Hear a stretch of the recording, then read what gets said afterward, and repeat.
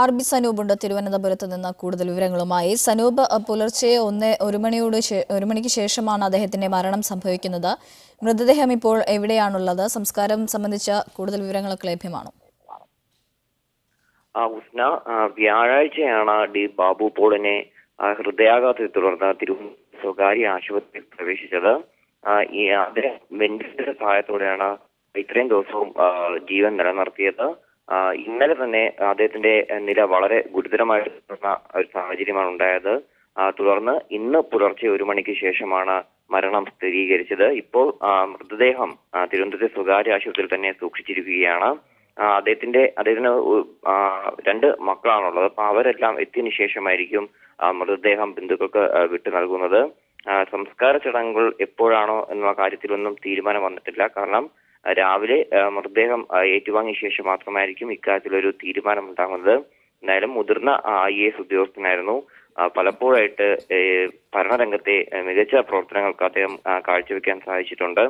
എറണാകുളത്തെ കുറുപ്പംപടിയിൽ 1941 അദ്ദേഹം ജനിച്ചത്.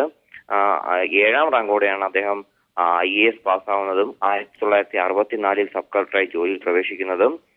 വിവിധ മേഖലകളിൽ ഒരു IAS ഉദ്യോഗസ്ഥനെ ഏതൊക്കെ മേഖലയിൽ ശോഭിക്കാനാകുമോ ആ മേഖലയിലെല്ലാം പ്രവർത്തിച്ച് ശോഭിച്ച ഒരു വ്യക്തി കൂടിയായിരുന്നു ഡോക്ടർ ഡി ബാബു പോള്. അദ്ദേഹം ഈ ഇടുക്കി ജില്ല രൂപീകരിക്കുമ്പോൾ ഇടുക്കി ജില്ലയുടെ ആദ്യത്തെ കളക്ടറായിട്ട് ചുമതലയേറ്റതും ഡോക്ടർ ഡി ബാബു പോളാണ്. ഈ സമയത്തായിരുന്നു ഇടുക്കി ഡാമിന്റെ നിർമ്മാണ പ്രവർത്തനങ്ങൾ നടന്നുകൊണ്ടിരിക്കുന്നത്. അതിന്റെ മേൽനോട്ടം വഹിച്ചതും അദ്ദേഹമായിരുന്നു. ഇതിന് അന്നത്തെ C. അച്യുത മേനോൻ മന്ത്രിസഭ പ്രത്യേകമായിട്ട് അദ്ദേഹം ആദരിക്കുക കൂടി ഉണ്ടായിട്ടുണ്ട്.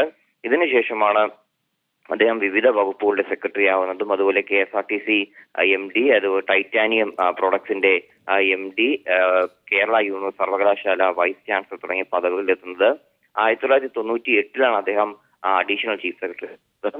2000 വരെ അദ്ദേഹം അഡീഷണൽ ചീഫ് സെക്രട്ടറി ആയിരുന്നു. തുടർന്ന് സ്വയം വിരമിച്ച ശേഷമാണ് തദ്ദേശ ഓംബുഡ്സ്മാൻ ആകുന്നത്. വിരമിക്കുമ്പോൾ അദ്ദേഹം ഈ സർക്കാർ സർവീസിൽ നിന്ന് വിരമിക്കുമ്പോൾ അദ്ദേഹം തദ്ദേശ സ്വയംഭരണ ഓംബുഡ്സ്മാൻ ആയിരുന്നു. അതിനുശേഷവും ഈ പല വിവിധ വിഷയങ്ങളിൽ ഇടപെടും ആ കാര്യങ്ങളൊക്കെ പറ്റി വലിയ രീതിയിൽ സംസാരിക്കുന്ന ഒരു വ്യക്തി കൂടിയായിരുന്നു അദ്ദേഹം.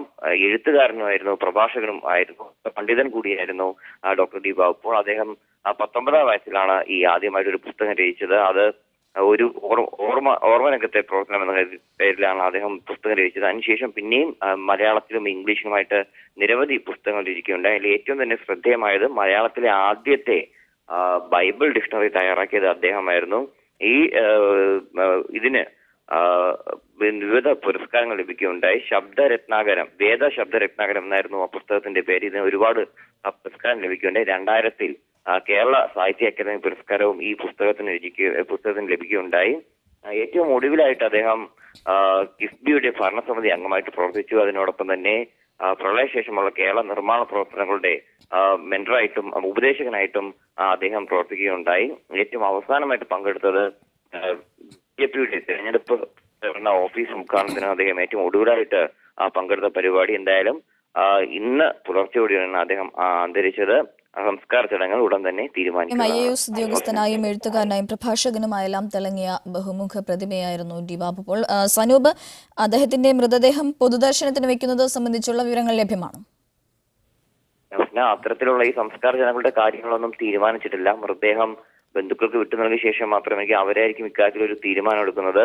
എന്തായാലും ഈ കുറച്ച് അല്പസമയത്തിനകം തന്നെ ഈ മൃതദേഹം വിട്ടു നൽകുമെന്നാണ് നമുക്ക് മനസ്സിലാക്കാൻ സാധിക്കുന്നത്.